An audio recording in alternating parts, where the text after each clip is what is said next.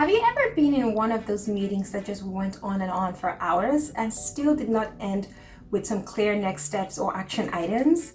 Or those meetings that just turn into a debate or a venting session? You still end up setting up a follow-up meeting which wasn't needed in the first place. If you're having a hard time managing your team meetings and maximizing the time that you have with your team, you definitely want to keep watching this video.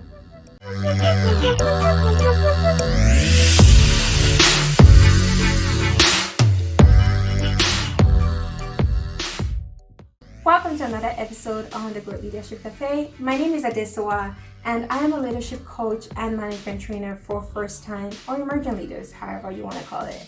And if this is your first time coming across my YouTube channel, you're very welcome. On this channel, I talk about all things personal and organizational leadership for folks who are new to management or some form of supervisory role. So if you're not yet subscribed to my YouTube channel, I would say do so right now and click on that notification bell so you get a buzz every time I post a video, which is every week Tuesday, 8 o'clock a.m. Central Time. And so for my avid subscribers, gracias. Moving to the topic for today, I am speaking about effective team meeting strategies.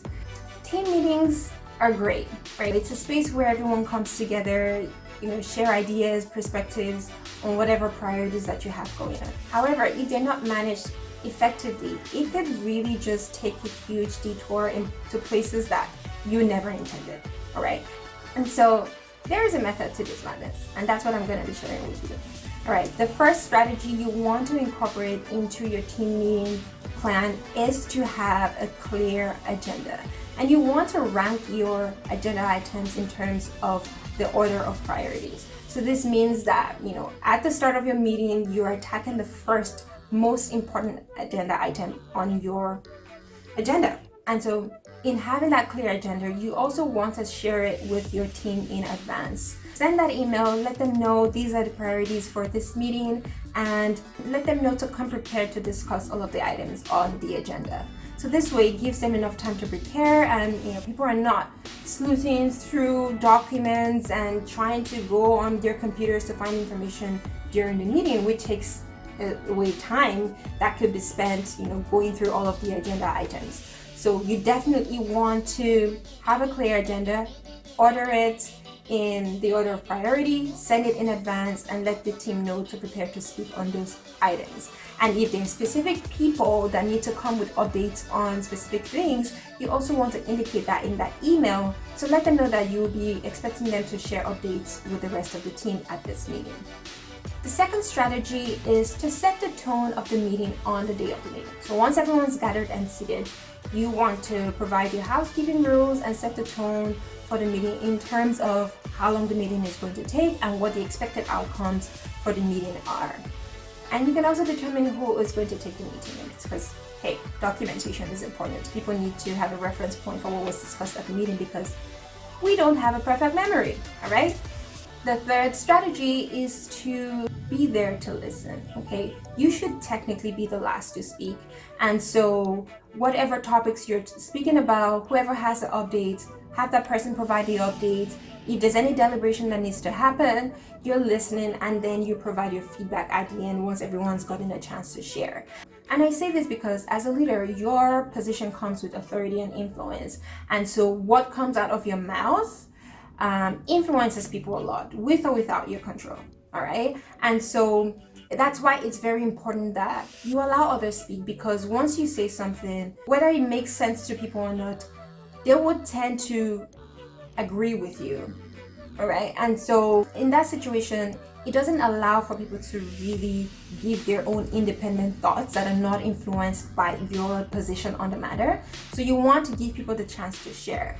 However, in doing this, things could really go in different directions. And so as the team lead and the facilitator of that meeting, you want to kind of bring everyone back in. So when the meeting is going in a direction that is now outside the scope of the agenda item that's been discussed, you want to interject, politely communicate that you hear everyone's thoughts, you appreciate all of the responses that has been shared so far, you summarize all of the points that have been shared, and you can also give your own input at this time and be like, okay, I know everyone's very passionate about this topic. I appreciate all of the input that everyone has shared so far, but we do need to make a decision, all right? So what is it going to be? And lay out the options and get everyone to, pick a side. And depending on how you guys you want to do your decision making, however that works for you, by all means do that. However, if there is so much disagreement around this topic and you guys are unable to reach a solution,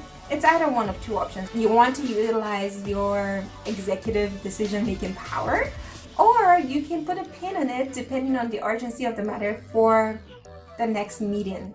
All right. And still on this subject, you want to read the room. If things are getting really heated and people are getting upset, okay, this might be a good time to interject again and let them know, okay, we're gonna pause for a moment. All right, let's take a breather, let's take a 5 minutes break, and let's come back to this matter, right? Because that way it gives people time to take a step back and get that bit of time to reflect and think about what it is that's going on, how they're feeling, regulate their feelings, and then when you guys come back together, hopefully it helps you guys come to a quicker decision. And to wrap up the meeting, you want to thank everyone for speaking. Make sure that the person who's taking notes got all that they needed, and summarize all of the points that have been discussed so far and the decisions that were made and who's responsible for what. Make sure that for every action item, you're able to identify, or you and the team is able to identify who's going to be responsible for doing that, because the purpose is defeated if things are discussed and no one's assigned to be in charge of making sure that thing gets done, all right? If not, everyone else is going to assume that somebody else is getting it done. So everyone knows what their role is after the meeting is done. And so after that is done, thank you everyone for meeting, and that's the end of your meeting. Anyways, that's all I have on this matter. I hope this has given you a few nuggets on how to make your team meetings more productive and effective. And if you do have any questions, by all means, feel free to comment down below. Feel free to share your strategies with me as well. What are some team meeting strategies that you incorporate into your plan, and how's that working for you? If it's working well, by all means, let me know. If it's not and you need more support with it, by all means, comment down below, or you can also book a leadership strategy call with me. All of that information is provided in the link below. And thank you so much for listening today. I will see you on the next episode. Bye for now.